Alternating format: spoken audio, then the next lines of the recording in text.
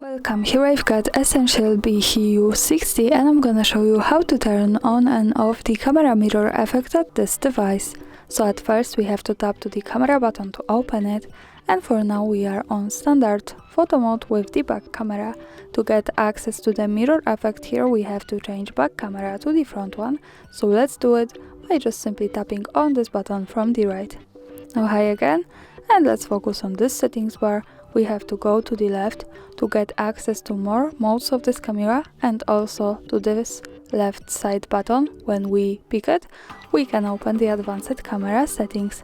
Here let's slide a little bit down and focus on general category, and as you can see we have the mirror camera option, so by using the button from the right we can turn on and turn off the camera mirror effect as we need.